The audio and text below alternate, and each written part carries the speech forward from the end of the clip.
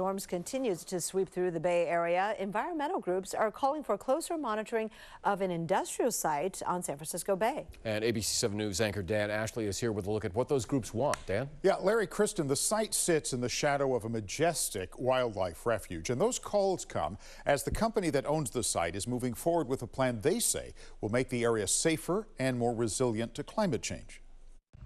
From Drone View 7, the Cargill salt ponds in the southern reaches of San Francisco Bay look something like a giant checkerboard, a crisscross of levees turning evaporating seawater into mountains of high-quality salt.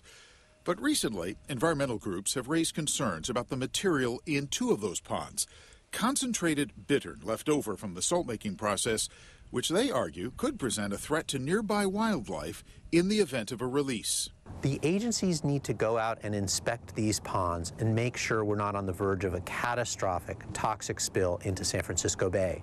David Lewis directs Save the Bay. The group recently co-authored a letter to the San Francisco Bay Conservation and Development Commission questioning whether the agency is effectively monitoring the ponds. Among their concerns, threats to the levees from sea level rise, king tides, or a strong earthquake, and the potential for a spill or seepage to reach the nearby Don Edwards Wildlife Refuge. There are toxic sites all around the edge of the bay that are much more heavily regulated.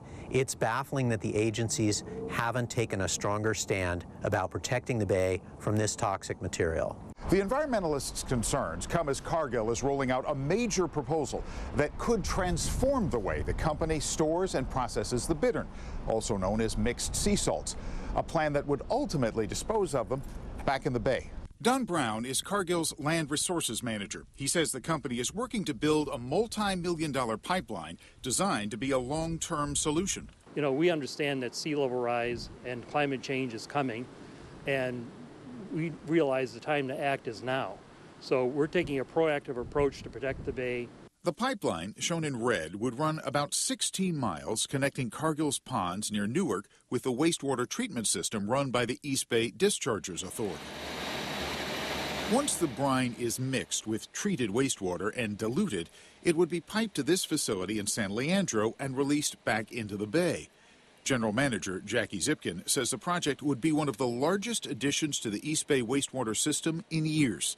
And she believes the dilution process is a safe way to dispose of the bittern. Yeah, we consider it our mission to protect the bay. So we've done a lot of water quality testing to demonstrate that the combined effluent and brine from Cargill would be safe to the bay. The environmental impact report is still under consideration. Eileen White is an executive director with the San Francisco Regional Water Quality Control Board. While acknowledging her agency hasn't inspected the two ponds specifically, she says Cargill has provided a recent inspection report, including aerial photography of the site. She also supports the pipeline plan. So it's kind of returning it back. It came from the bay.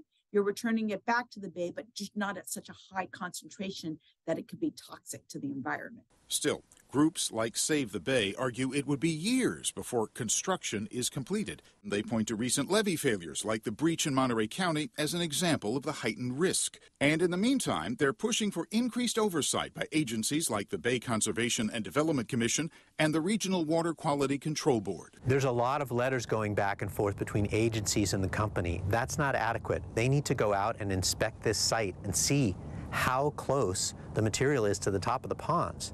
An environmental balancing act in a corner of San Francisco Bay that's both the center of thriving industry and home to a fragile and majestic wildlife refuge. Majestic is the word, too, isn't it? And while there is no firm date for a decision on the pipeline, agencies we spoke with say they believe it could potentially be approved later this year. And of course, Larry and Kristen will keep you posted.